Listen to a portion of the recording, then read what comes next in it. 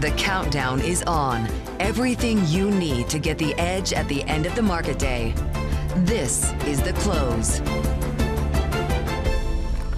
The stock market stretches toward a record high, and the bond market tries to spoil the party. Live from Studio 2 here at Bloomberg headquarters in New York, I'm Romaine Bostick. And I'm Katie Greifeld. It's nice to see you again, Romaine. You've been. I'm glad they rehired you. Yeah, thank you. I'm back. I'm rehired. Let's take a look at where we're going to close out on this Friday. At least looking at the leaderboard right now, you can see the S&P 500 on track for a fourth straight day of gains. We had that big decline on Monday.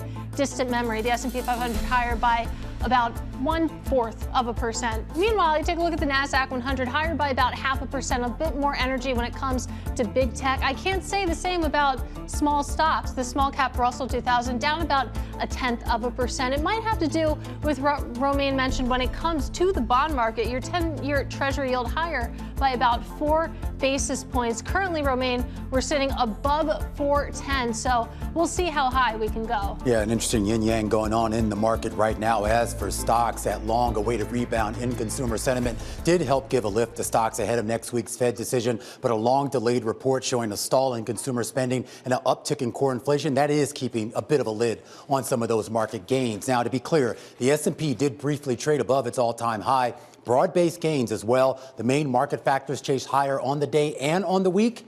It actually remains liquidity and value. Keep that in mind, because that 1-2 punch of liquidity and value, while it certainly does reflect a bit of risk on sentiment, it also reflects some concern that this market could flip the other way and fast.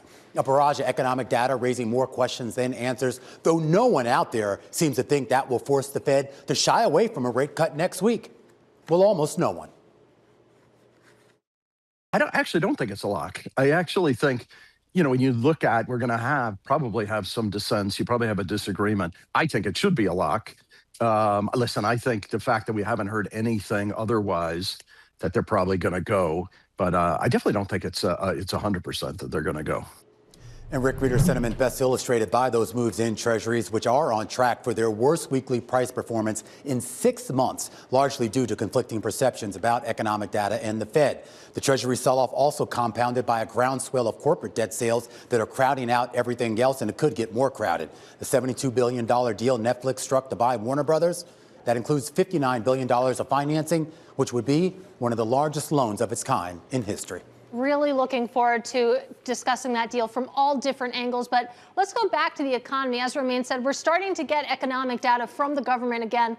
A lot of it is delayed. We did get an interesting read from the University of Michigan when it comes to consumer sentiment. Take a look at their chart behind me. The December preliminary figures show that sentiment actually rose for the first time in 5 months, which certainly tells you something. And the reasons why were pretty interesting as well. When you consider why this bar turned green, a lot of it came back to how people are feeling about their personal finances. That's one of the reasons that was cited for why you see that little bit of a bump up when it comes to sentiment. Inflation expectations when it comes to consumers have pretty much steadied, Romaine, so you can see this lift, but we know that, of course, sentiment can change quickly. All right, well, let's get to someone who knows a lot about this. Nela Richardson is an economist, in fact, chief economist over at ADP, also the head of ADP Research. And Nela, when we start to talk about the overall complexions of what's going on in the economy, obviously you have the labor component, which I'm sure we're going to talk about. Today, though, we got a little bit of a read on consumer spending, consumer confidence, and, of course, inflation. What, if anything, did we learn today that would change the course of history? Absolutely nothing. We did see a pickup in consumer sentiment. And hello, by the way. Hello. We did see a pickup in consumer sentiment, but it's still low. It's at very low levels. Consumers are still gloomy. And we also saw that spending as of September had stalled a bit. And I think that speaks to a more cautious consumer, a consumer that has been at sometimes fickle, sometimes shying away from big ticket items like you see in the durable goods sector.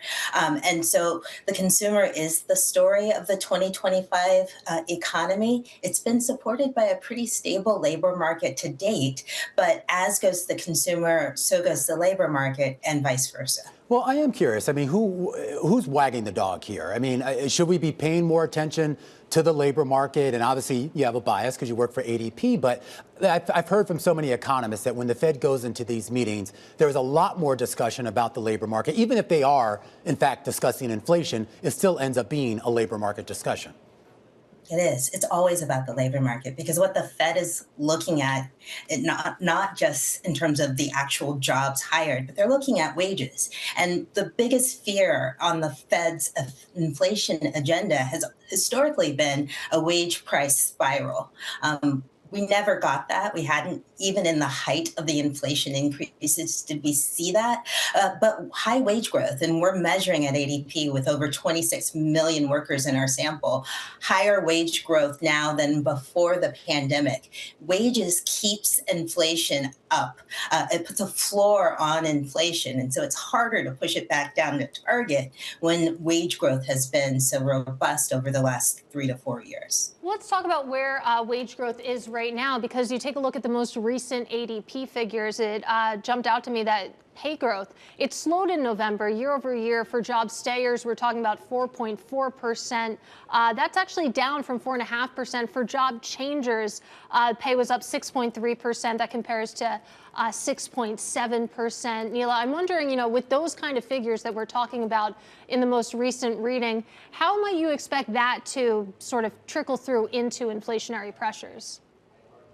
I don't think it will. I think you're right. It keeps a floor on inflation, but it doesn't provide upward pressure onto inflation. And if you look at this latest read from November that you highlight, Katie, what we did see is a downtick sizably in job changers. That means that there's less incentive now for workers to leave jobs and get that higher pay bump.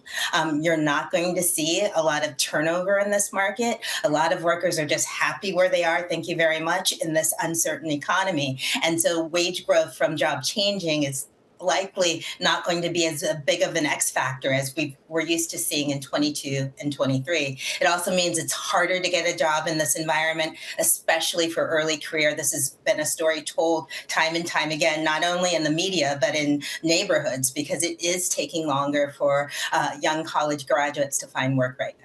Absolutely. The anecdotal evidence there is certainly staggering when it comes to the difficulty of some of those early career folks finding a job. But I want to talk about this from a sector level as well, because I think about the most recent ADP print. What sticks out to me is that it was particularly weak when it comes to manufacturing. We know that that's been reflected in the government's non-farm payrolls prints as well. And Nela, I wonder, what you make of what's going on specifically in manufacturing and what might actually bring it back. Manufacturing has been in a virtual recession for a while. For the past 2 years, we've tracked it. We actually saw some hiring gains in the early part of the year, but we're not seeing it in the second half. And it picks up a trend before the pandemic. So what will revive manufacturing? I think these productivity gains, AI, robotics in particular, might lead to some interesting action. But really, it is the combination of AI, software, and hardware that is new and different in terms of the manufacturing. But manufacturing wasn't alone in terms of the downturn we saw in November. It was really almost every sector except for the consumer-facing ones, healthcare, non-cyclical, and leisure and hospitality. And then we saw a pickup in natural resources and mining that I think is tied to data centers, resource-intensive construction. And that's really notable as well about where the economy is going, where the economic puck is leading to. And it has to do with tech, not just manufacturing a product, but also putting that AI software in place as well. I am curious, in longer term, and looking at kind of the structure of our economy, there's also been a huge debate here about the skill level of new entrants into the workforce longer term, whether they are going to be up to speed, if you will, on a lot of these technological advancements. How do you sort of factor that into some of your long-term forecasts about not just labor supply, but more importantly, skilled labor supply? It's the most important question in my mind, Romaine. It's an era of not only just AI, but aging. This is a rapidly aging workforce. Unfortunately, I'm part of it too. I'm rapidly aging as we speak, but it's really for the entire workforce. We're likely to see employment grow over the next decade at a fraction as it did the previous decade, because of retirements alone. And so having the right expertise and knowledge and skills in the workforce is going to be of critical importance. And early career, we've seen in data in association with Stanford University, early career is really most vulnerable right now to in AI exposed occupations like software developers or call center operators. So it's really important for companies to think long term about how they engage talent that they're not hiring. If it's harder for their early career to get into their foot into the door, we're not even having a skills conversation yet. And so we need to think about broadly apprenticeships, internships, programmatic ways to keeping young people engaged.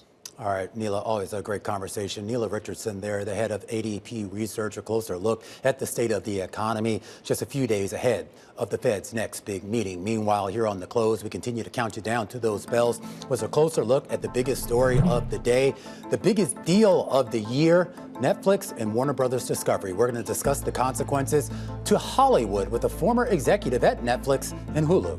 And from a childhood favorite to global phenom, Build-A-Bear's CEO is here, revealing the unexpected surge that's turning stuffed animals into serious business and how tariffs could stir trouble for the brand. And I hope you're ready for some football, Katie. The real football, global football, FIFA World Cup 2026. The New Jersey Host Committee CEO, Alex Lasry, he's going to be stopping by to join us here on the day of the final draw and talk about what fans, cities, and the economy should prepare for next year. All that and more coming up in a bit. This is The Close on Bloomberg.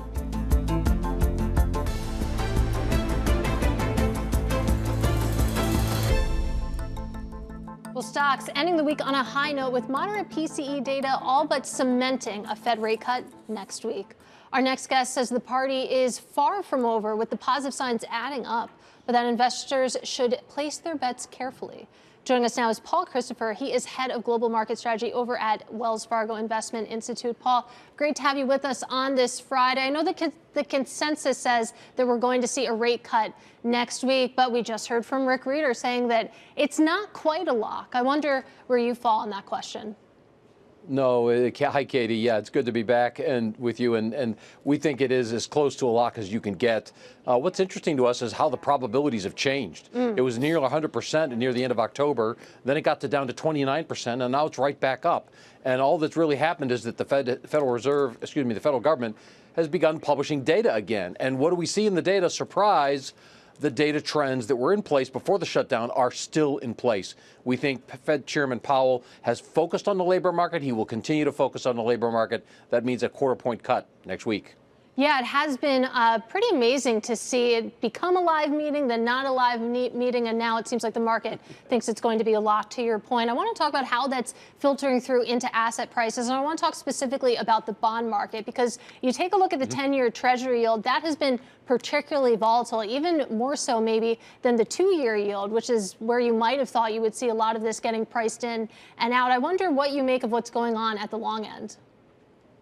So at the long end, you're right. You've seen some volatility there. That really is explainable by what's going on in the economic data and with consumer sentiment.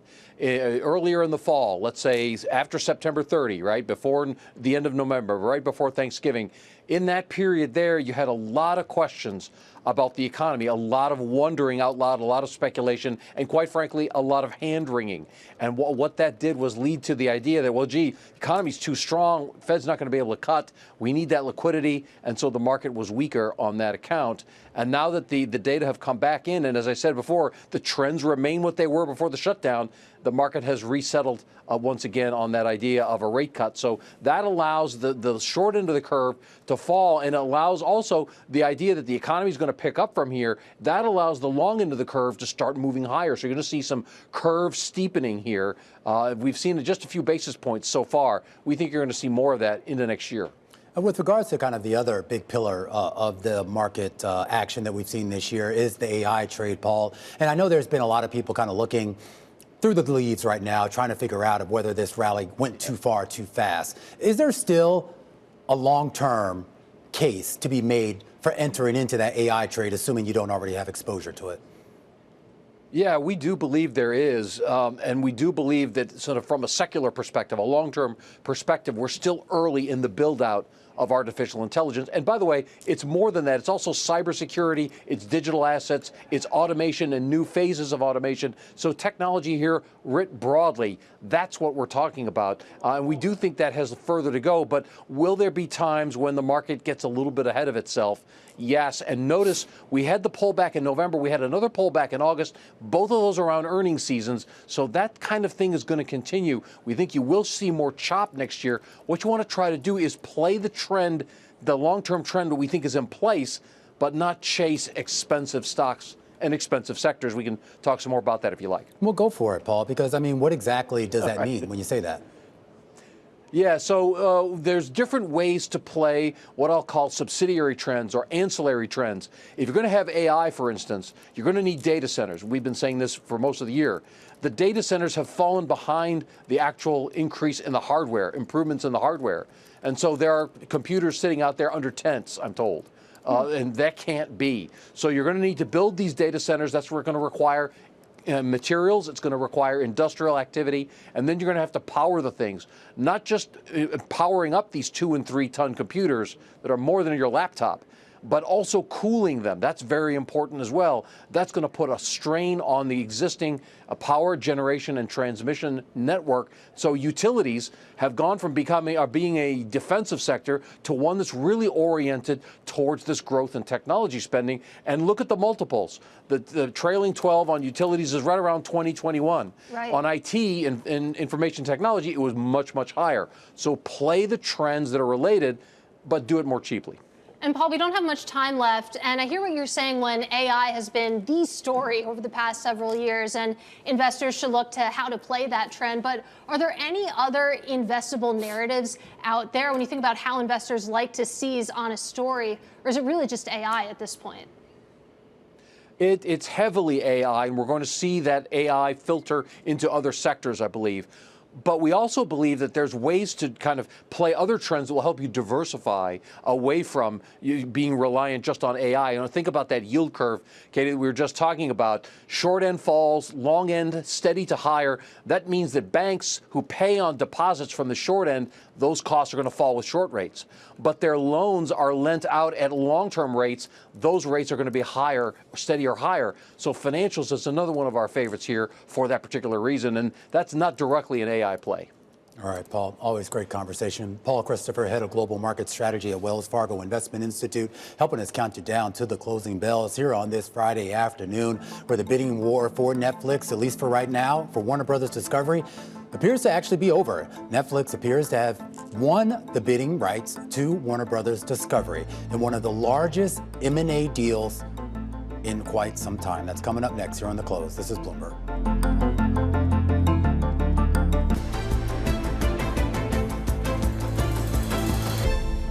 All right, time now for our top calls. Big movers on the back of analyst recommendations. Let's start with MP Materials. Morgan Stanley upgrading the rare earths producer to overweight, boosting the price target to 71. The analysts saying geopolitical tensions continue to raise doubts about the supply of these critical components, which actually elevates MP's strategic value. Take a look at those shares moving higher on the day by roughly about 2%. Next up, Synchrony Financial. Baird cutting the financial services company to neutral. The price target set at 82. The analysts saying the risk-reward balance has shifted, and they have some concern over Synchrony's exposure to lower-end consumers. Investors, though, they don't seem to care, pushing the shares higher by about 0.2%, but that now takes the win streak to 8 straight days and pushes that stock to a record high. And finally, Unity Software. Wells Fargo says it's game on for the video game and app development platform, raising to overweight, setting a price target of 51, bullish on Unity, and predicts a favorable industry backdrop overall for 2026. Those shares up about 2-3% here on the day. Those are some of our top calls. Now let's shift to, well, one of the biggest deals in the media landscape since at least the mashup of AT&T and Time Warner back in 2018. Netflix apparently agreeing to buy Warner Brothers Discovery in a deal that could value it at almost $72 billion when you include debt. The streaming giant taking over one of Hollywood's oldest and most revered studios, as well as the HBO network. David Joyce joins us right now, Seaport Research Partners senior analyst. David, What was your impression when you first heard that Netflix might actually be the winner of this bidding war?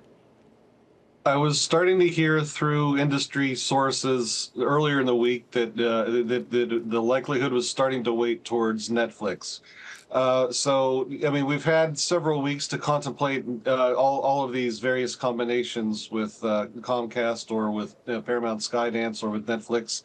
So, on the one hand, it wasn't terribly surprising, but on the other hand, yeah, this is a new paradigm here. Absolutely, David. And I'm curious where you weigh in on the question of whether this is going to run into antitrust concerns. That seems to be one of the big things percolating in the air today. I really think that concept is overblown because there's no. While there is some overlap with the customers on the streaming side, a lot of households do take 3 and 4 and even 5 streaming services. So I don't think it really changes the landscape because there's a lot of those bundles are already put together. Also, Netflix has been releasing up to 30 films, I think, this year, but they were not wide releases. And they were not out there for long, so they didn't generate much in the way of revenue in theatrical releases. So they don't have much market share on the theatrical release side. I think that you would want to look at the amount of usage that that the streaming services get, and if you look at Nielsen Gauge, I think it's about 8% share that Netflix is getting, and Warner Brothers is 1.5%. So put those together, on the streaming side, it's still smaller than YouTube TV. So I think that the fears are probably overblown, but you're still going to have the regulatory environment that has some uncertainty here. Just real quickly, I'm curious as to what you think becomes of the other major Hollywood studios, the ones that are still relatively independent, the Disneys, Universals, Sonys, et cetera. Any change there potentially anytime soon? I don't think so at Disney. Universal's fairly sizable on its own. Sony's maybe a little bit smaller. People don't normally consider them when thinking about the consolidation of this space, but I would say that that they could be a contender given how things are evolving. But there are other aspects of Universal's parent in Comcast that might need some more scale. Paramount might need some more scale. And then there are some smaller companies out there like Lionsgate and Starz and AMC Networks. So we'll see what happens. All right, David, great to get your perspective. That is David Joyce of Seaport Research Partners. Coming up, we'll keep the conversation going with industry consultant Simon Gallagher. This is The Close.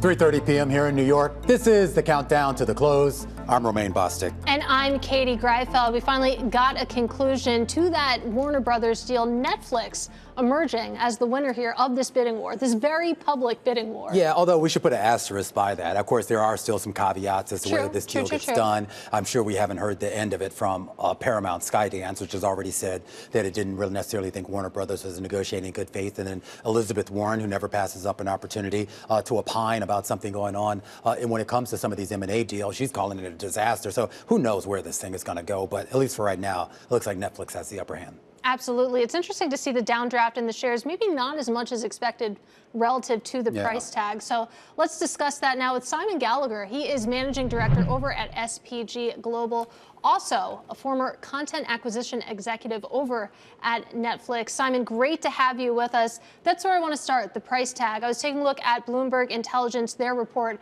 out. They crunched the numbers, and basically this deal, it's 25.2 times forward EBITDA. You think about recent studio M&A, it's closer to a range of 15 to 22 times. So you could make the case that this looks expensive, and I wonder where you fall. I think everyone needs to keep in mind that Warner's value inside Netflix is exponentially larger than what it might be on a standalone basis. People are valuing the Warner asset as it is today, not what it could be when you light up the 190 countries that Netflix is currently live in, which is a much larger footprint than is currently available to HBO and Warner Brothers today. So it sounds like you're saying this is the proper home for Warner Brothers Discovery. I want to talk about movie theaters. I thought it was interesting to hear Netflix management say that they're going to release movies in theaters. What do you make of that strategy? Do you think that they'll stick to it? It's interesting. I had a conversation with Reed Hastings about this very topic 10 years ago now, and he was very much against the releasing. It was all about how do we provide the most value to the subscribers, and that was delivering the films to them in the home. But fast forward 10 years, and I think you can really see that it's a tremendous marketing channel to put Netflix films in the theaters, but maybe not for as long and maybe on a day-and-date basis, but provide the best possible viewing opportunity for some of the marquee films. And I think they might be able to negotiate more preferred terms now that they've also got the Warner Brothers assets alongside the Netflix films. Well, I am curious. I mean, if you did still have the ear of Sarandos and Peters, I am curious as to how you would want them to balance out obviously their core business of streaming with this idea of theatrical releases. And I bring that up because there was a lot of criticism that they didn't necessarily keep K-pop Demon Hunters in the theater longer when it really became clear that it had become sort of this phenomenon. And I understand why they pulled it. That was part of the transition. But this is one of those moments where they could have capitalized on this even more. And I'm curious as to whether, A, they care about that, and if they do they have the people inside that company right now who can execute on it?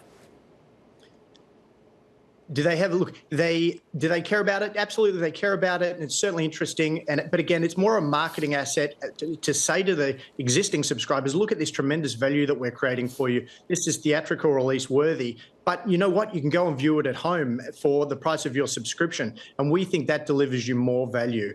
So, relative to the people, do they have people internally? I'm sure they have a handful of people internally, but they'll scale up as needed. They're a very intelligent organization, and they'll manage it appropriately. With regards to the integration of Warner Brothers Discovery, assuming that this deal does go through, I mean, I assume there's going to be a lot of overlap in terms of personnel, and I assume there's going to be some consolidation there. But how deep do you think that needs to be? Or is there going to be some symbiosis in keeping a lot of the folks from Warner Brothers intact, more or less? I think Warner Brothers brings tremendous production expertise that goes back a long way, as well as development expertise. So I think what you'll see is Warner Brothers and HBO existing as silos inside the Netflix organization to produce content that's more specific to those silos. So and maybe perceived as more premium content, that it's iconic type titles that might be perceived with more value, and maybe it introduces an opportunity for a different subscription tier even. I don't think that's the way they'll go because they love the simplicity of the single price point, but it does present that as a viable option if they've got the HBO and Warner Brothers content. Well, Simon, I also want to talk about antitrust concerns here as well, because you think about Netflix, you think about HBO, the point could be made that they're competing for the same audience. And given that context, do you think that we're going to run into issues here and that Netflix can get this over the line while keeping HBO? I'm sure they've put a significant amount of time into this before actually formalizing the offer. They wouldn't have proceeded down this path without a lot of legal analysis on what potential hurdles they may face. And at the end of the day, everyone needs to keep in mind that they're currently 9% of television viewing time in the United States. If the acquisition is looked at alongside YouTube, which has does have higher viewing hours than Netflix at the moment, and if it's also considered alongside the broadcasters who have more significant sports rights, then it seems to be a much more even playing field and a defensible acquisition. If it's considered just on a subscription streaming basis, which I don't think it should be, then it starts to be a little bit more of an uphill battle. And I want to talk about the industry overall. You think about this particular deal, it's just enormous in scale. But do you think that this could encourage and perhaps open the door to more consolidation within the industry? I think there's going to have to be, because this is certainly only makes Netflix more powerful, more of a value proposition for the consumer and for the others to compete, particularly on a content volume basis. I think what Apple's done in terms of taking a very premium approach to the space is clever. But when you look at Paramount Plus, when you look at what some of the others are offering, I just don't think they're robust enough to compete, even if Netflix ups their monthly subscription fee. All right, Simon. Great stuff. Great to catch up with you. Simon Gallagher there, Managing Director over at SPG Global. Closer look here at that pending deal between Warner Brothers Discovery and Netflix. And, you know, I would say, have you seen K-pop Demon Hunters? You know, Yeah. I did a Peloton-themed ride, but I've never actually seen I'm sorry, the a show. what? A K-pop Demon Hunters Peloton-themed ride? Yeah, shout Go out on. Cody Rigsby. I guess it just played music from the show. As someone who's never watched the show, Yeah. I was kind of lost. But I understand that, Yeah. you know, it's really taken fire. And it sounds like you're a fan. I am. Golden, you know, they got nominated for Song That's a of the good Year song. and the That was Grammy. on the ride, so I'm familiar with it. Okay, well, there you go. Weren't they at the Macy's Thanksgiving Parade as well? They were. Oh, Yeah, see, they I'm part turned of- it out. I'm part of the culture. When we come back, a conversation up ahead with Joseph Sitt, of course, legendary real estate investor, real estate and retail investor, now chairman and CEO over at Thor Equities. Had a conversation with him about his data center investments and which markets he's bullish on. Take a listen. I think that the biggest winner of this, we'll call it the post-COVID world, as we're living in today, is probably the UAE.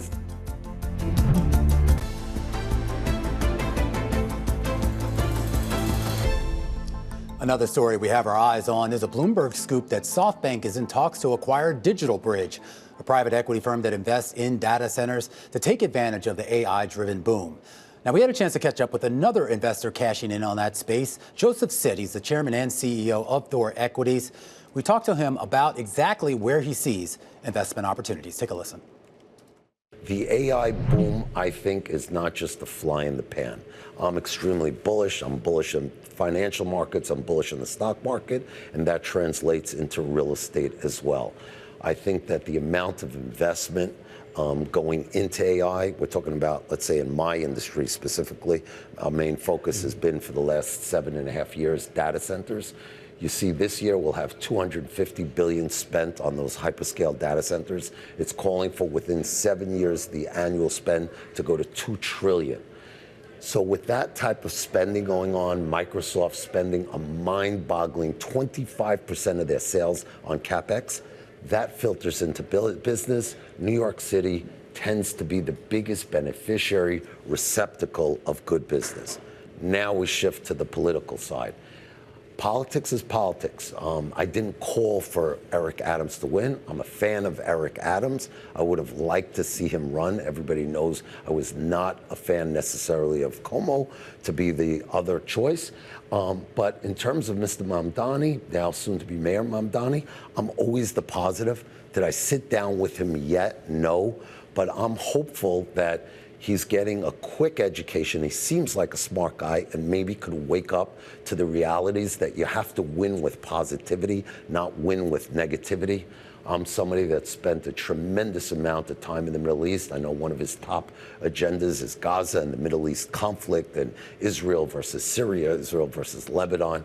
I've done charitable work, for example, in Syria for years and years. I've visited there. I've invested millions into various charitable ventures throughout the Middle East, so I get all sides of the view. So hopefully I could be a sounding board for him. I think of what's the most important thing for me as a resident in New York and the message that I want to prevent more of my friends running to live in a Miami or in a Hollywood or wherever markets they pick around the world, Palm Beach, et cetera, is crime, meaning safety, and two is a focus on driving local economics and business.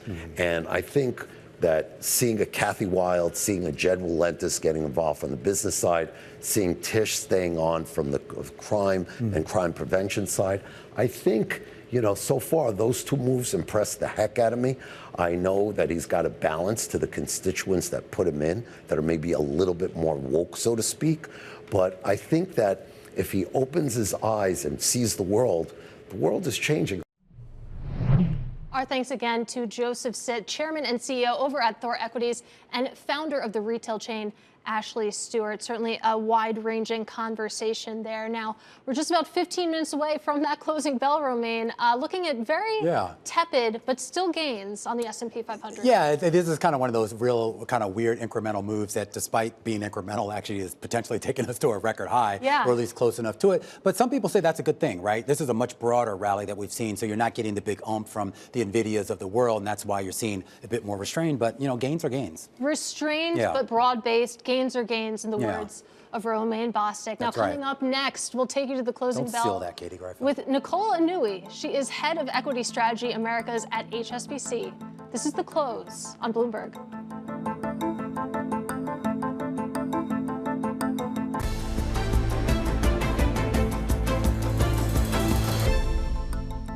Welcome back to The Close. Just about 10 minutes until we get to that closing bell. A focus on the market today with the S&P up for a fourth straight day, setting up for a second straight week of gains. But it looks like we're going to come up just a little bit shy of that record high. Yeah, and who knows what could happen in the next 10 minutes. We could see those gains fading. That's what they're doing right now. The Russell 2000, the small caps deepening their decline on the day, down about 0.4% as an index. And the bond market, Romaine, it's really interesting to take a look at what's going on there. The 10-year Treasury yield higher by about 4 basis points. We are above 410, and it'll see if the Fed meeting delivers any. Well, I'm glad you went there because I thought this was curious. We're actually up like something like 10 basis points over the last few sessions, and a lot of this actually goes back to the news that Bloomberg first broke back, I think it was November 20, right before Thanksgiving, that Kevin Hassett was the presumptive Fed nominee. And of course, Trump seemed to kind of then ratify that with the offhand comment at an event. And the market reaction to that has actually been to sell off treasuries. The concern here that he might be a little bit too dovish for comfort. And more importantly, there are concerns about Fed independence, given how close of a relationship he currently has with this administration. Absolutely. I mean, I've been off for the past 2 days, but I did catch that story out of the FT talking about some of those concerns that bond market participants have voiced. It brings me back to the September 2024 rate cut, a jumbo rate cut, and you saw long end yields really go up in reaction to that, which was confusing at the time. You could see some similar dynamics at play right now. Of course, what the Fed does next, of course, a big component of what the market does next. So too, of course, our economic conditions and corporate fundamentals. You throw them all together, and some big questions here, not so much as to how we end 2025, but more importantly, how we end 2026. Nicole Inui joins us right now, head of equity strategy for the Americas over at HSBC. And Nicole, I do want to start there with kind of a push ahead into 2026. I know a lot of people are focused on this Fed meeting next week. We know that's kind of a done deal. We're through earnings season for the third quarter. That's a done deal. But as we get into next year, do you see anything fundamentally changing with regards to the corporate, economic, and rates backdrop? So, you know, again, the market's pricing in this rate cut in December. We've always expected this rate cut in December. You know, where we differ, we expect the Fed to stay on hold for the next 2 years. You know, the market's pricing in additional cuts next year.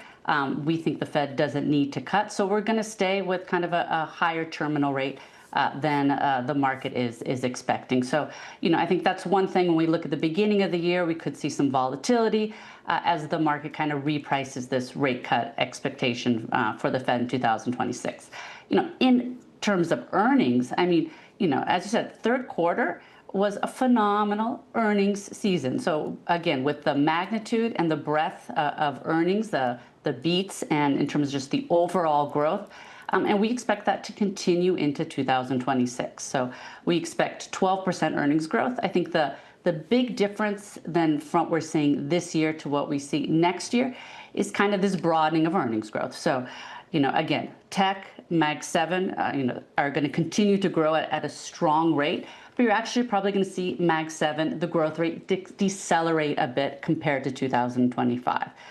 But then if you look kind of at the rest of the S&P, so the rest, you're actually going to see an earnings acceleration. So we see that group of stocks really bringing up earnings growth from, you know, a single digits to a high single digit level. So that gap between Mag 7 and the rest is going to narrow. So with that, we expect to see kind of a broadening of the earnings growth, a broadening of the rally compared to this year.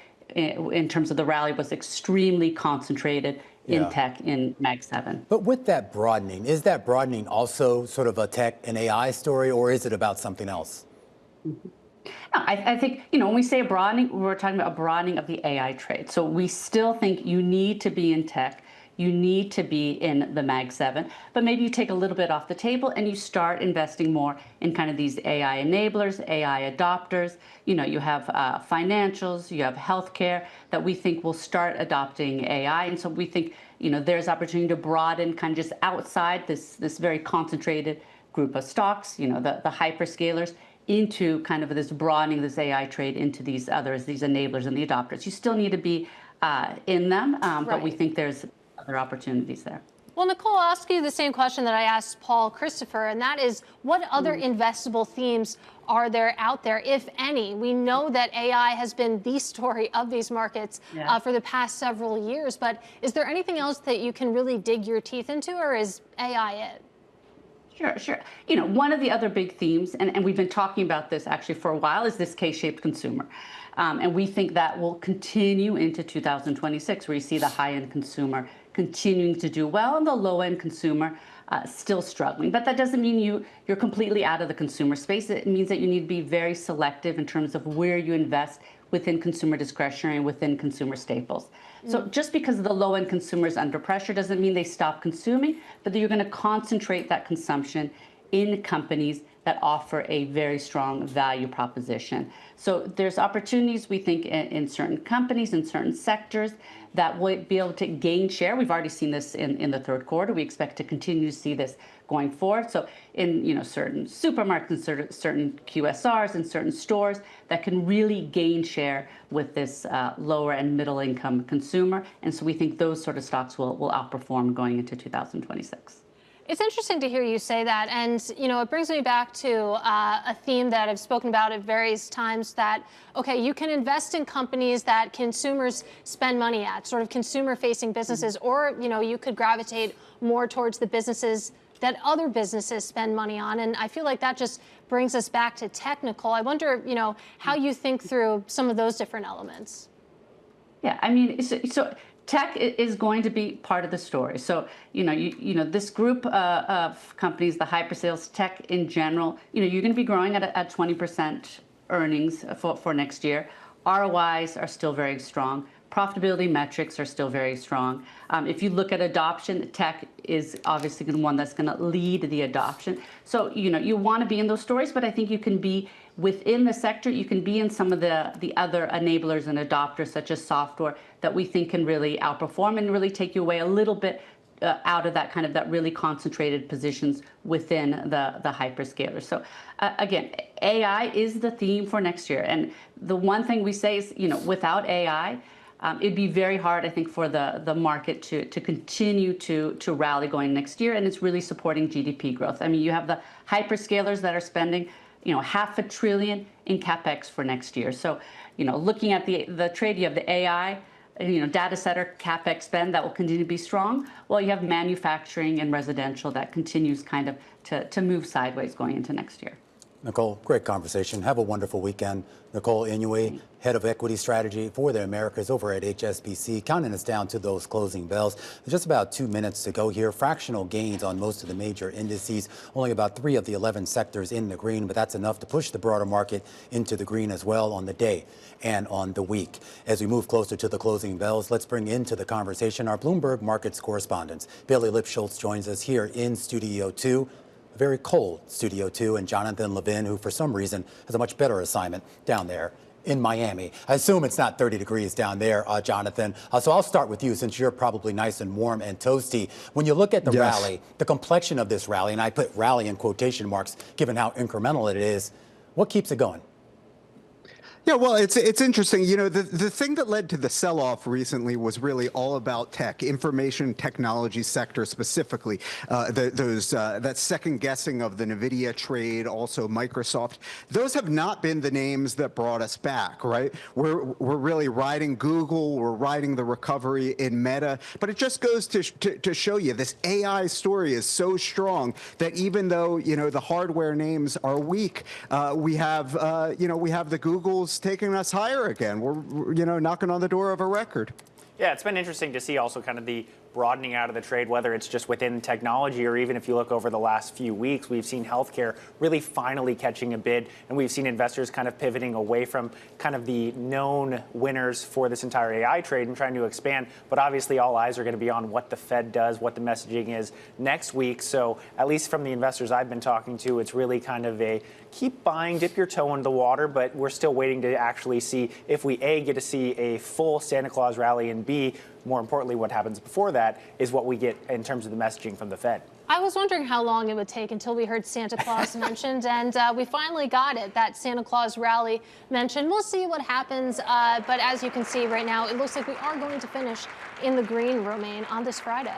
Yeah, at least so when it comes to equities here, still seeing some softness in the dollar on the day and more importantly on the week. And of course, that potential rebound that we saw Bitcoin trying to stage here, stalling out just a little bit, going to end the day in the red, also down over the last few days as well. Green across the screen, though, for the three major indices and averages. The Dow Jones Industrial average up 100 points, or 0.2%. The S&P up roughly about 13 points, or 0.2% as well. And the NASDAQ Composite and the NASDAQ 100 each adding about 3 to 0.4%. All three of those indices also finishing higher on the week. The Russell 2000, though, sitting this one out on this Friday, down about 0.4%, but still the gains from earlier this week enough to get it to log a 0.9% gain over this 5-day stretch. I just want to call out trading volume, looking at that AVAT function on the S&P 500. Expectations for volume around 3 billion. That's below what we've seen on a 10 and 30-day basis. So we are still kind of eking through, I don't want to call it a summer Friday vibe, but it definitely feels like year end where people are trying to either right-size portfolios, again, or decide which bets they want to dial up or dial back on ahead of the Fed. And you take a look at the sector breakdown of this day.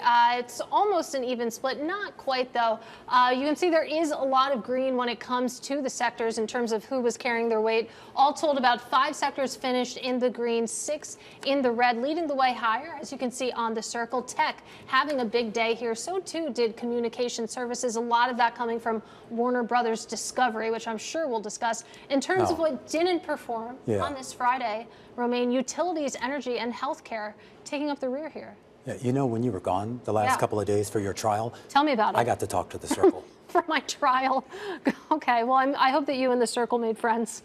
Yeah, just want to look at some of those stocks in the green, some of those outperformers, whether they're big or small, starting with Ulta Beauty. Katie, I don't know how much money you're spending on makeup or fragrances, but it seems like... Not very much. Well, then you're the outlier because they beat expectations. Analysts talking up fragrance and skincare helping drive 3Q earnings expectations for 4Q to be pretty strong. This is a stock closing at an all-time high, up about 13% on the day, so a big move for Ulta Beauty. Also want to stay in the consumer space. Another outperformer, not quite like discretionary spending. Dollar General, ticker DG, rallying today, up more than 5.5%, closing at the highest level since July 2024. Turns out that if you clean up the stores, more people are likely to show up. Obviously been talking about whether we're seeing kind of the middle or upper class spender kind of downshifting spending. It does seem to be continuing to play out for Dollar General. I want to cap off with Rubrik, ticker RBRK, up more than 22% in that cyberspace, beating expectations, hiking their revenue forecast for 2026. Analysts really talking about the company firing on all cylinders. At one point looked like the biggest day since it went public back in 2024. Did not hold on to those. And I just want to add an honorable mention in there. Citigroup up about 1% on the day, a 4th straight day of gains, so its highest level since 2008, and a redhead crossing the wire. The stock actually trading above book value for the first time since 2018. It's been a phenomenal turnaround for a lot of the bank stocks. In fact, the KBW Bank Index closing out the week at a record high, Jonathan. Yeah, well, I get to talk about the deals news of the day here. So we've got Netflix closing down 2.9%. Of course, the big deal of the day is Netflix to buy Warner Brothers Discovery. It's going to be a $72 billion deal to be paid in cash and Netflix stock. You know, the bull case here is it gives Netflix an extensive library of hits, all those HBO shows that we like and so on and so forth. But lots of outstanding questions about this deal to give investors pause. sales. Is it worth the hit to Netflix's balance sheet? Of course, Netflix investors are not used to massive deals like this. A secondary question is there going to be a culture clash between the streaming-first Netflix and an old-school studio? The market seems to be telling us today we're still kind of in wait and see. At the same time, I want to go now to Paramount Skydance, down significantly more, 9.8% on the day. They're sinking after they missed out on what was seen as this make-or-break deal for them. There's speculation they still have options here, but it's going to cost them a pretty penny. We have a Bloomberg Intelligence note out saying they could take their offer up from a reported $30 a share to something like $32, $33 a share. But again, the message here is that if they want to stay in this game, they're going to have to start paying up. Lastly, I want to take folks over to SoFi, ticker SOFI, closing down negative 6.1%. This is basically a dilution story for an online personal finance company. It's out in the market saying it's raising $1.5 billion in a share sale. The issue here, too, is this is not the first share sale that they're doing this year. Bear in mind that this very same company did a $1.7 billion equity raise just in July. So, what is that telling us there? Yeah, absolutely. Here, and we talk about this idea here of how all of this ends up feeding into other parts of the market. A big focus right now on what the Fed does next, and by next, I don't necessarily mean next week, but really into next year with the potential changing of the guard. The uptick that we saw in yields on the day and on the week really reflective of some of the anxieties in this market right now about whether the Fed will keep its focus on that dual mandate in an appropriate way. I should point out that the 10-year yield at 4.135 is about 13 basis points higher than where we were last Friday. Two-year yields moving a little bit less than that on the week, but still higher to end the week than where it was last week, something you wouldn't think could happen given how much everyone is pricing in a rate cut at next Wednesday's meeting. I just want to quickly go back to Citigroup. Romain, you read the headline that it's trading above book value for the first time since 2018. I was actually playing with these numbers earlier before. You take a look at specifically the financial sector. Citigroup is your best performing financial stock of the year, higher by nearly 59% year to date. We know it's been a banner year for Jane Fraser. All told, the stock trading at its highest level since 2008. So interesting to see maybe that start to get reflected in its valuation as well. Yeah, it'll be interesting to see, as you mentioned, kind of how it positions itself relative to those peers. Obviously, when we talk about the banks, everyone wants to talk Goldman Sachs, JP Morgan, and Bank of America, among others, Morgan Stanley. But when you certainly look at kind of how Citigroup has been able to power and get back above book value, certainly interesting. Yeah, and a lot of that is certainly a management story. There's also an interesting story on the Bloomberg terminal earlier today here about some concerns about activist investors when it comes to regional banks and the need for consolidation there. All right, what else are we talking about today? Anybody know? Probably bubbles, right? Bubbles? That seems to be the top issue. Yeah, Jonathan, I read this story of yours, and by read, I mean really just watched all the animations pop up and tell me, are you trying to convince me? For our readers who don't know, he had a great column that kind of walked through the idea, the concerns about whether we're in a bubble or not. I got to the end of the article, Jonathan, and I still don't know if we're in a bubble or not. Yeah, that's kind of the point. I mean, the issue is the valuation question, I honestly think, is the most important question in markets today, and it's also the most unanswerable one. So if you are all in on a certain thesis, you're just doing it wrong. It's good to have conviction, but everybody out there in the game has got to realize that there's a decent chance that they're getting it wrong. So we put out this product. It's basically a point-by-point, counterpoint for every argument that you can make about valuations today. Yeah. Obviously, we're in unprecedented terrain. The Shiller P literally has no comparison aside from 1999, 1929. How should you think about it? Yeah. And we're just trying to encourage people to look beyond that one single chart. Bill, we only got about 20 seconds here. If you had been the editor on his story, would you have allowed that to run? I think it's interesting, and that's the fun part about opinion, is you guys are able to flex muscles differently than Katie or I would on the typical quote-unquote Bloomberg. Yeah, we need a nut graph and a conclusion. Yeah. But it's a great piece. It's a great piece, Jonathan. But we've got pictures, Katie. We've got I do pictures, like and that. we have cartoon bulls and bears. And I Why do you want a appreciated nut that, graph? trust me. All I want to say is it felt like we were describing Seinfeld, though, where it was like, it's an article about nothing, but it's an article about everything at the same time. I encourage everyone to read it. Yeah, one of the most read articles on the Bloomberg terminal this week. Our thanks to both of you guys. Jonathan, have a wonderful weekend down there in warm Miami. Bailey, try to stay warm up here in what I'm told is sub-freezing temperatures here in New York City. All right, that does it here for the first portion of this show. Normally we wrap up a simulcast. Does anyone know what happened to the simulcast? I guess Carol and Tim, they get Fridays off. Winter Fridays. Somewhere. Yeah. Carol, I assume, is also somewhere. All right, well, we're here, Katie and I, and we're going to stick around. We need to take a quick break, but when we come back, we're going to continue to follow what is likely the biggest story of the week with Netflix set to buy Warner Brothers Discovery. Mark Douglas over at Mountain going to be stopping by the big program in a second. This is The Close on Bloomberg. The countdown is on. Everything you need to get the edge at the end of the market day. This is The Close. Welcome back to The Close. I'm Katie Greifeld. And I'm Romaine Bostic. An interesting week. Markets did move higher pretty much all week long. Let's take Monday out of the equation. The gains, as you see on the screen at the top there, were fractional, to be sure, but enough to actually put most of the major indices back within spitting distance of their all-time high. It was yesterday when the Russell 2000 actually hit right above that all-time high, pulling back just a little bit today. And today, the S&P 500 traded right around that all-time high, 68.90 and change. That is the key number you want to look at. We closed just below that here, but I think most investors will take it 2 straight weeks of gains now for the S&P 500. A much more complicating factor for the cross-asset market going to be these last 2 lines of the screen. What's been happening in yields, that uptick in yields heading into a Fed meeting where everybody expects rates to go down, and Bitcoin. It had its mojo back before you left for that 12-day vacation, Katie Greifeld, but since you come back, taking a little bit of leg down. Listen, I'm just happy to be here. We'll keep an eye on Bitcoin, but let's get back to this equity market. Take a look at the day's biggest movers. You had Ulta flying on this Friday, finishing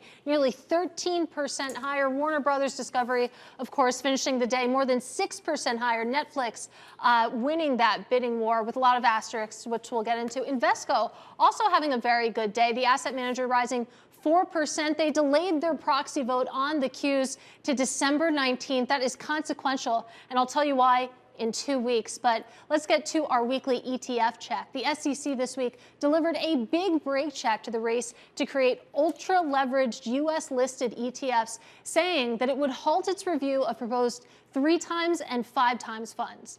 Now, Bloomberg Intelligence, they cheered this move, saying that the funds were, quote, mathematically positioned to blow up. Bloomberg Intelligence ETF analyst Athanasios Psarofagis joins us now. Athanasios, you crunched the numbers over at Bloomberg Intelligence, and let's assume that a lot of these products had been launched. My understanding, reading your report, is that a lot of them would no longer exist.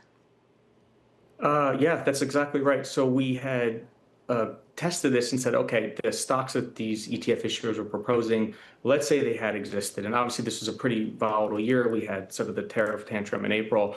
And so if you look back, about 35 of these would at some point would have exceeded a move enough to basically wipe out the value in one day. And actually, this did happen in Europe. There was an AMD levered 3x ETF that ended up closing in Europe. So I think overall it's a smart move. Like I love that the industry is trying to push the envelope, but I think this is overall a good move by the SEC to say, listen, we want products, we want innovation, we don't want things to blow up, right, and sort of increase risk for investors. So I think overall it's a really good move for them to sort of block these right now.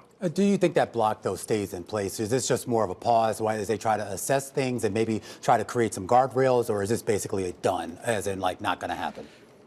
Yeah, that's a good question. I assume they're going to try again. So their main issue was the issuers got a little, they tried to sort of skirt some of these derivative rules that were embedded in the funds. And so the SEC wasn't happy with their math and said, hey, just go back and redo the math based on the rules.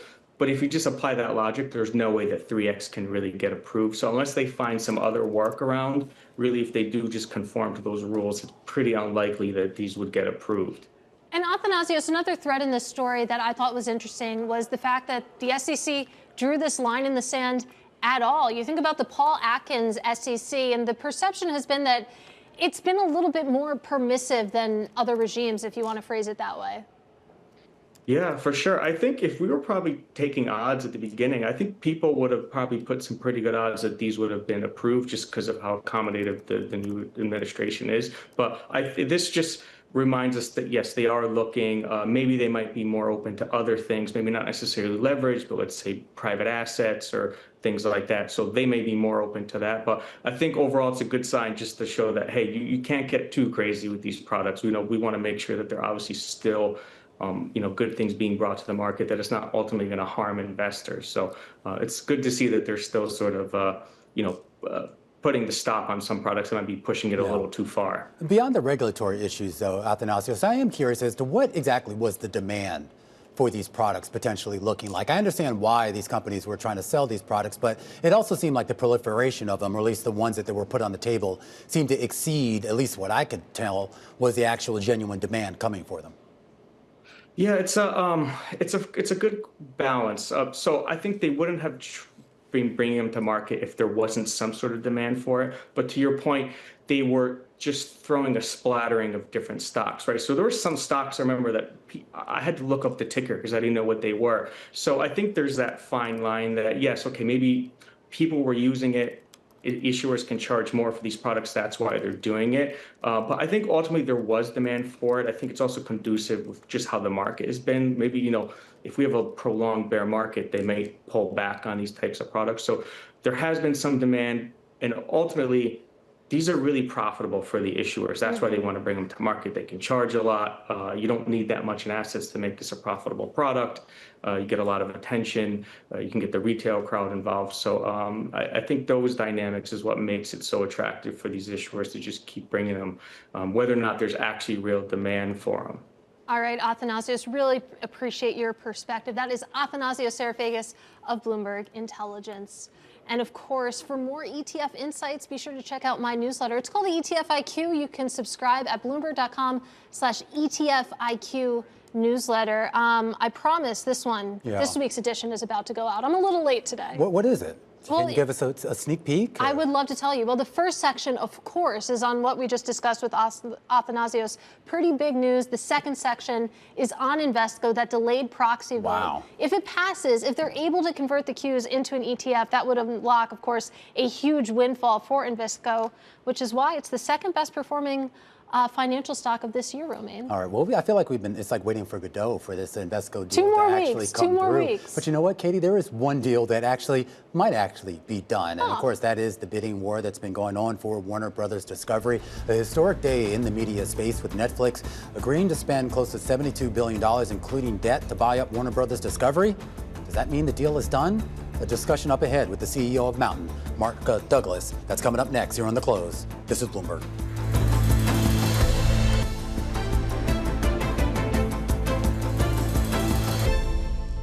All right, the big story of the day involves Netflix. The shares dropped about 3% on the day after we learned that it had apparently won the rights to buy out Warner Brothers, a $72 billion deal that is going to potentially include $59 billion in debt. This on the news that the streaming giant will only buy WBD's studio and HBO assets. As far as CNN and some of the other news properties, well, not so much. Mark Douglas joins us right now. He's the CEO of the ad tech platform Mountain. And Mark, I'm going to first start with CNN, because obviously news hits home, hits to the heart here. Any chance that they could stand on their own, CNN?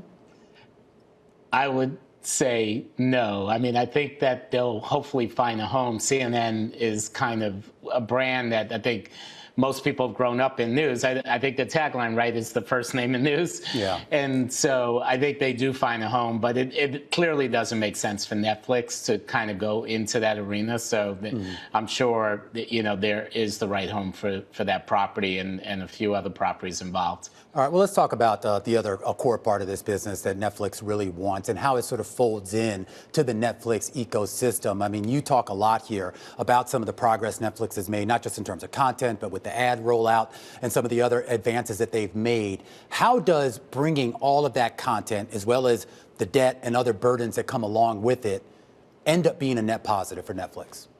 Well, I think there's a couple of things here. So one is the property, to some extent, HBO was the original Netflix in the sense of they had original programming that was kind of like just show after show, The Sopranos, things like that, as well as the library of movies. Netflix obviously brought that to the internet and scaled it even larger. And so it fits right in. And I think what I'm hoping for is that Netflix has the resources to basically take Game of Thrones further, obviously to take White Lotus into more seasons.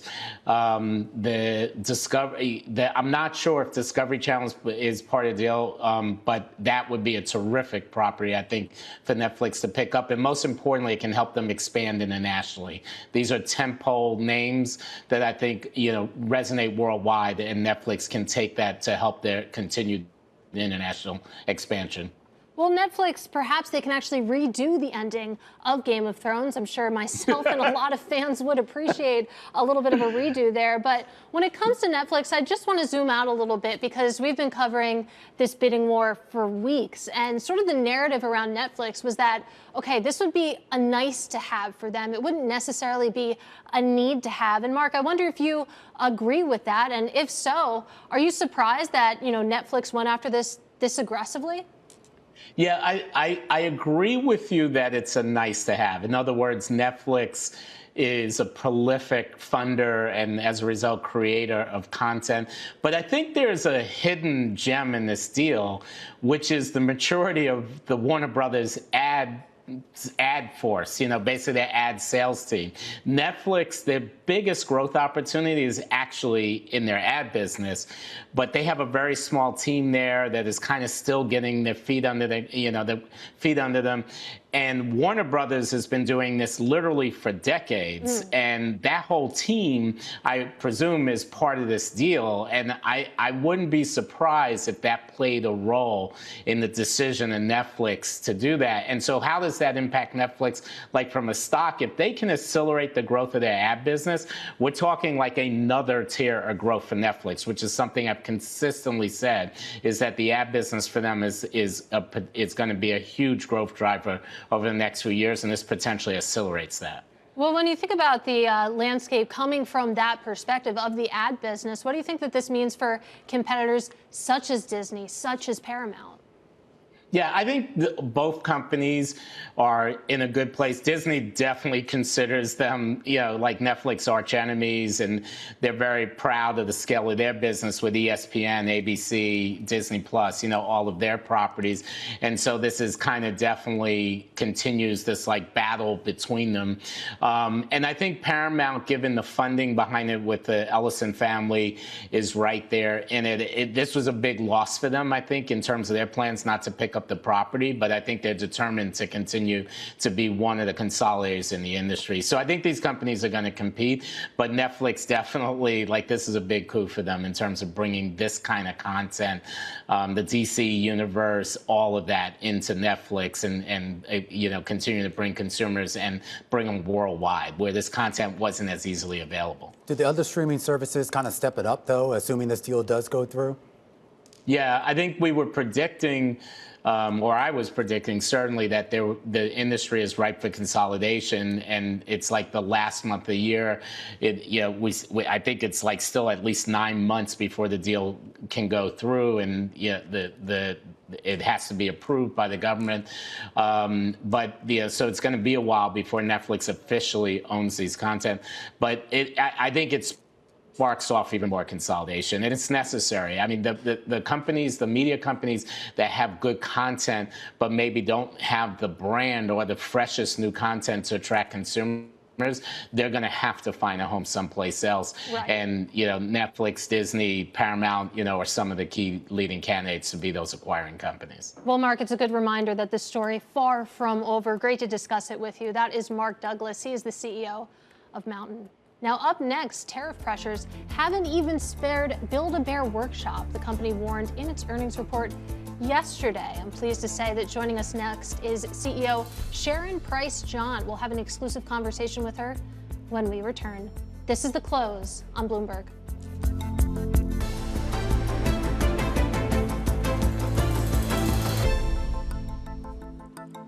Well, Well, even Build-A-Bear Workshop is facing tariff pressures.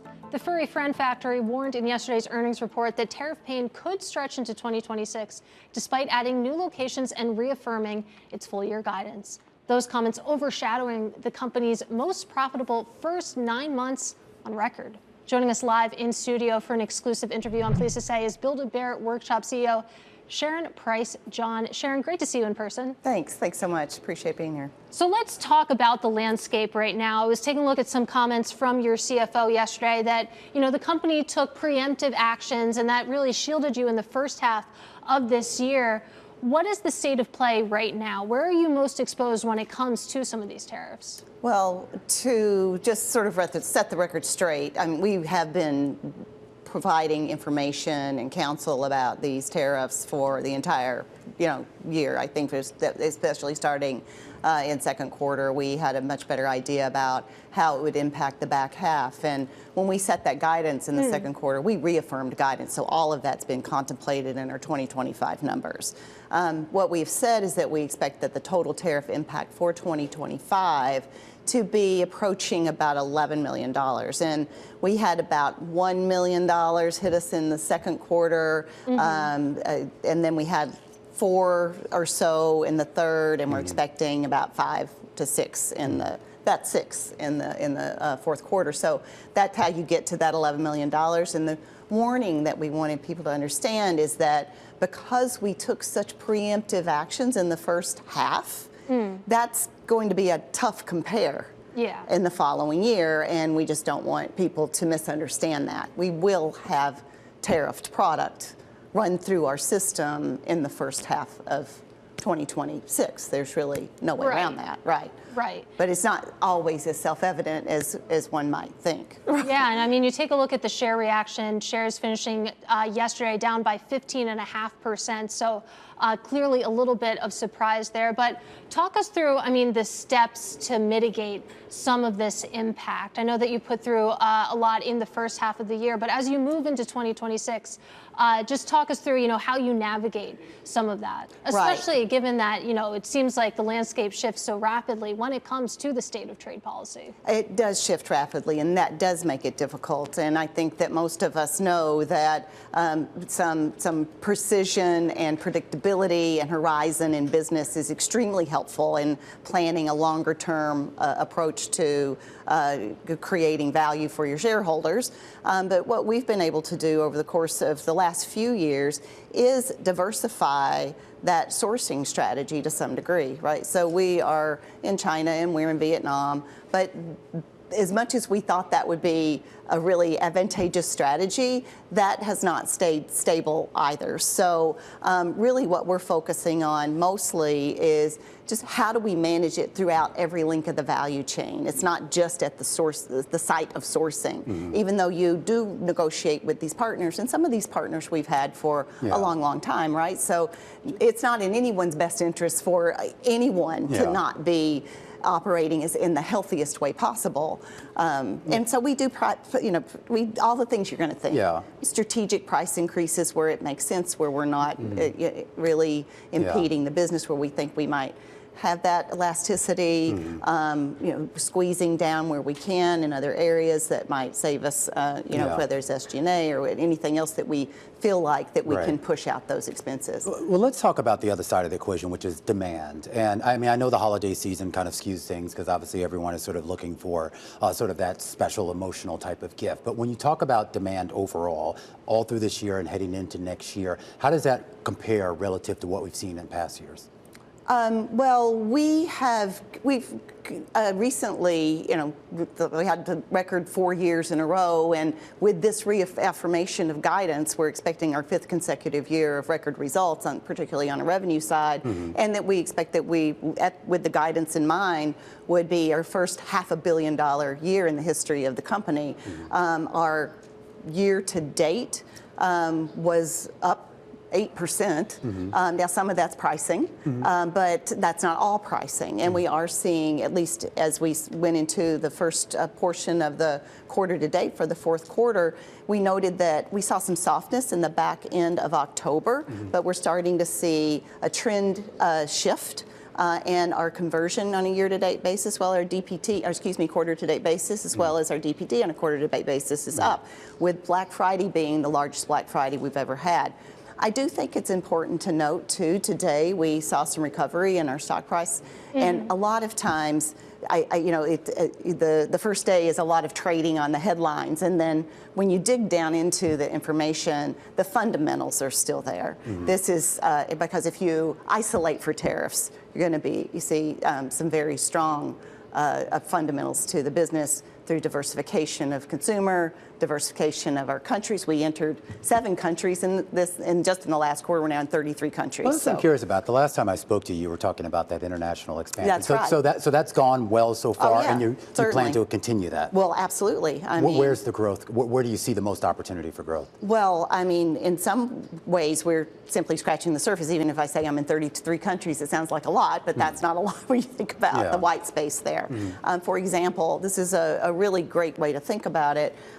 We have in the past been in more international countries, and when Build-A-Bear was struggling 15 years ago, and right after I arrived there about 12 and a half years ago, we pulled out of some of those countries to kind of stabilize the company overall, and now we're going back in with an entirely new business model called partner operated. It's a bit of a hybrid between kind of a corporately operated and a franchise model.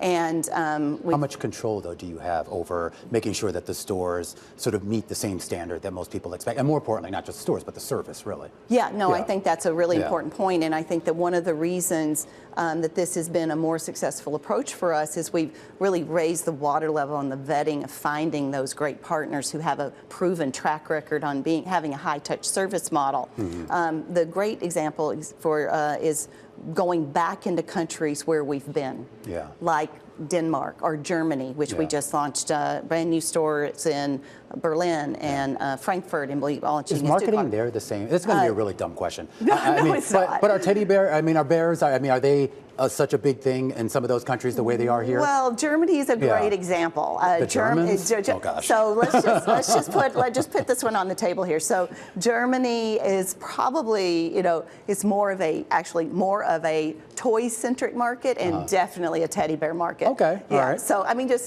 I said to someone earlier today, I'm like, it's a bear market. I mean, no, I don't mean that. I didn't mean that at all. So, but there's a teddy bear market. We had lines out and around the corner in both of these mall locations of these standalone stores.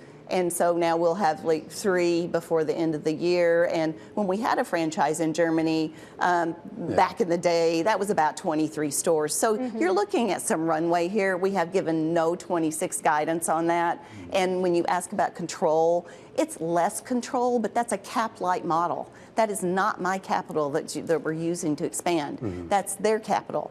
Right, and we're giving them the training, the marketing, the products, and they now are entering into markets where we have multi-generational knowledge and appeal. Right, and I just got to say, the idea of a teddy bear market is so much cuter than a bear market. I do want to go back to your stock price, and I'm going to zoom out here. I'm going to talk about the 5-year performance. Okay, I'll talk about that. It's stunning. It's stunning. Build-A-Bear is higher by more than 1,100% on a total return basis over the past 5 years. Those are NVIDIA-type levels. Yes, NVIDIA is higher by about 1,200%, I think. You think about the S&P 500, just for comparison, up 100% in that time. I talk to a lot of CEOs. A lot of them tell me we don't pay attention to the stock price. Is this something that you have printed out, though? Because, I mean, it is a stunning chart.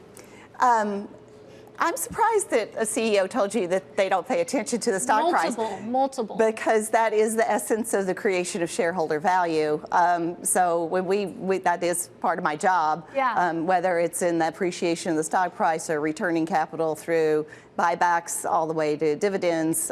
So we're very focused on the return of capital to shareholders. But yes, and you know what's funny about that is I did not know that was true until I was I was in an interview and someone shared it with me, and I'll try not to replicate the face that I made on national news. But yeah, we've had a lot of questions about that, and but I think it's important to pay attention, but not to get caught up in it. because we're not driving it for driving its sake. Like we're not quarter to quarter, but that's what's ended up happening because we've kept delivering over those 4 consecutive years. Quarter on quarter on quarter of great fundamentals, of diversification of the plan. Even think about this international expansion that we're doing, that is a diversification away from and gives me a hedge on tariffs. Yeah. Because the more I sell outside the United States where I'm not going to have the tariffs, you know, the better off on an average cost basis it will be. All right, Sharon, we have to leave it there. Yeah. I'm going to have Katie get that laminated for you. No, I carry that definitely. around, fold that up in your wallet. That's awesome. The CEO of Build-A-Bear Workshop, Sharon Price. John. Meanwhile, let's take a look at how markets closed on the day on this Friday. Blissfully, the S&P 500 finishing up a fraction, but still it counts, finishing in the green. Can't say the same for the Russell 2000, down about 0.4%. A lot of ructions when it comes to the bond market. That sell-off continuing. Did you just steal my world? Ruction? Yes. That does seem like a very Romaine word. I know, in I invented hindsight. it. Well, ructions too in Bitcoin, down another 3%. This is the close on Bloomberg.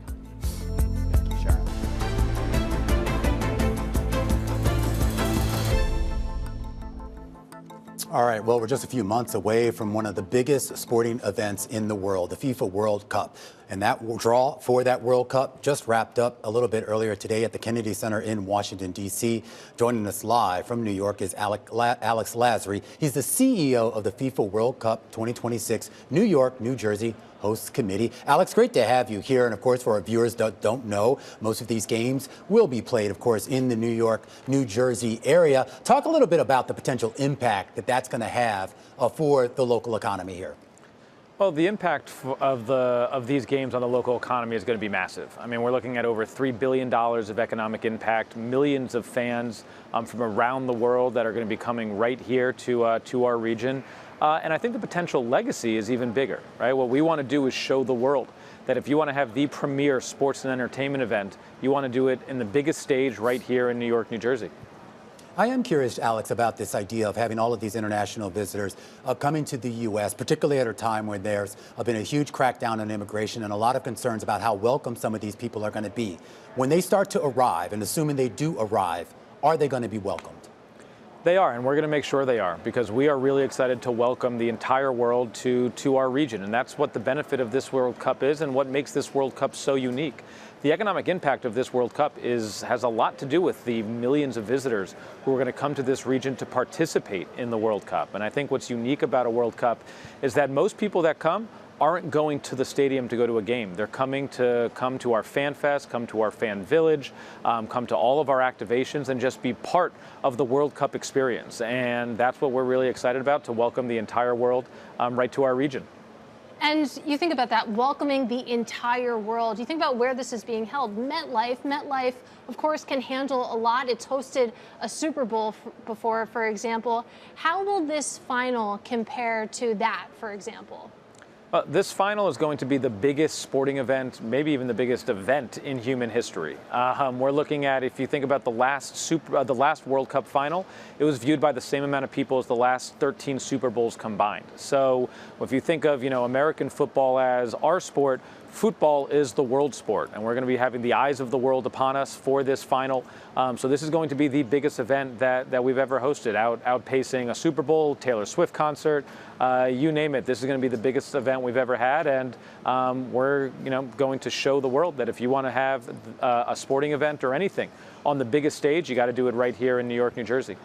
Well, to your point, I mean, this is the world's game. We're talking about the U.S. market, and it feels like everyone growing up in the U.S. plays soccer in some form. You think about soccer's popularity, though, in the United States. I mean, what do you think the stakes are here when it comes to raising the profile of the sport domestically? I think our hope for this World Cup and the legacy for this World Cup is doing for football what the Dream Team did for basketball around the world, right? It inspired a generation of basketball players, and now you've had like the last 6 MVPs not being from the United States. And I think our hope for this World Cup is that it inspires a next generation of athlete, right? You're going to have a bunch of 6, 7, 8-year-olds who are going to be feeling the energy, seeing the best players from around the world competing on the biggest stage. And hopefully it inspires them to go play football and to go join the U.S. men's national team to make us the strongest team in the world. When you look at the '99 Women's World Cup, you know, those images and that energy led to the women's national team being the most impressive and biggest powerhouse in women's soccer. So I think we're hoping for the same thing for this World Cup. And absolutely. And you talk about the formation of MLS back in '96, coming out of the '94 World Cup, and just all the attention that Americans who traditionally ignored soccer certainly gave it. It gets to the question, though, Alex, as well, as to sort of what is the international cooperation going forward? And I don't mean at the high-end World Cup level, but do you think we're going to see maybe a little bit more symbiosis between, say, the leagues here in the United States with those the big powerhouse leagues in Europe and the UK, et cetera?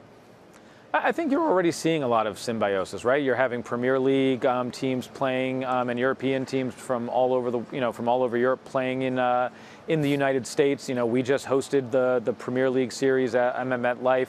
We just had the Club World Cup right here in the finals and the semifinals right here in MetLife Stadium.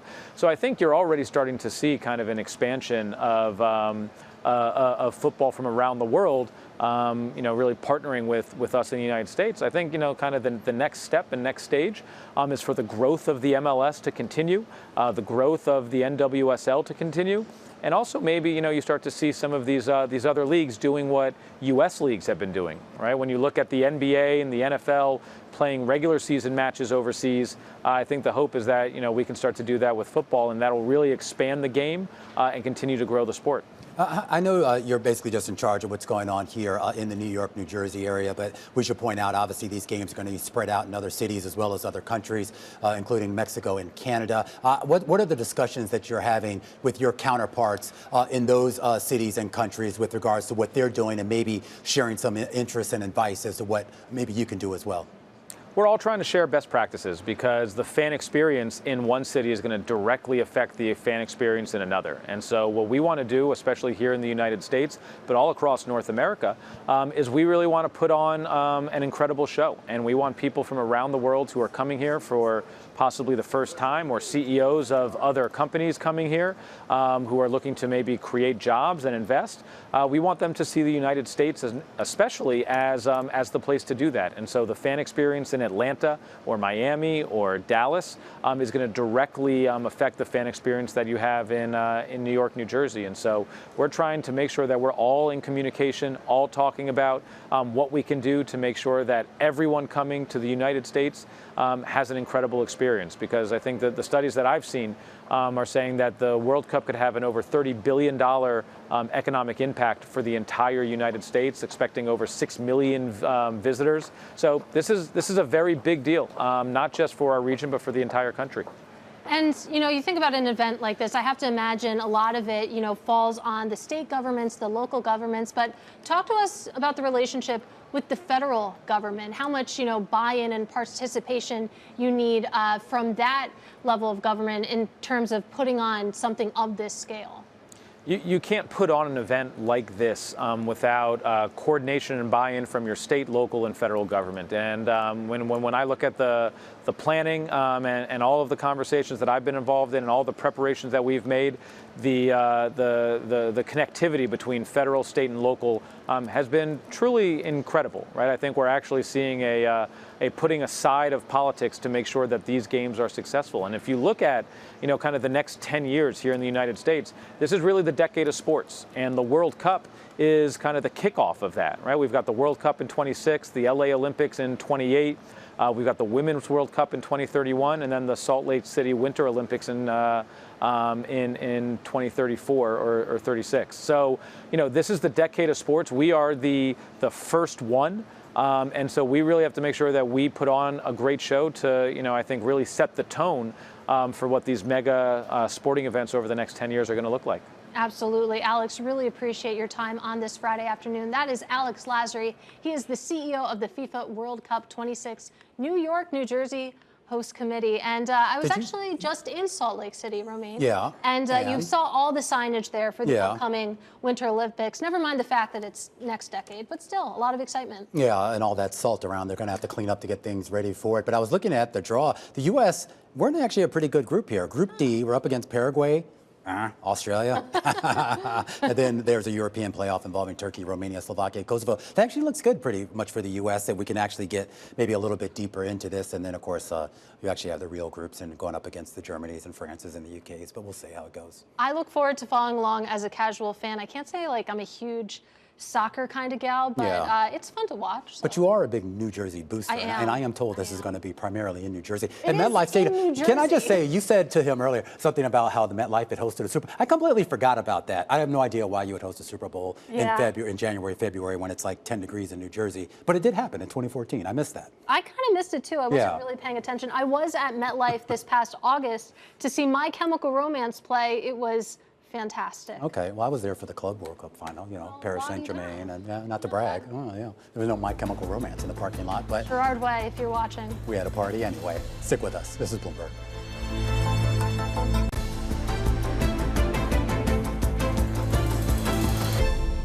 Pushing ahead to what to watch over the next week on Monday, we have a sit-down, an exclusive interview with the CEO of Macy's, getting to read Katie Greifeld on the health of the consumer. Absolutely looking forward to that conversation. We should probably skip ahead to Wednesday. That's when we get the Fed decision at 2 p.m. And it's going to be fascinating to hear from Jerome Powell himself what the tone sounds like coming from the Fed chair. That won't be an exclusive interview, but it will be important. We get a lot of earnings as well, including out of Oracle and Adobe, and more economic data. The economic data is starting to creep back in, Katie Greifeld. Remember that? Yeah, and soon it won't be delayed anymore. It'll just be fresh. Soon it will be in real time. This show is always in real time. We'll be back on Monday. In the meantime, stick around. Balance of Power is coming up next on Bloomberg.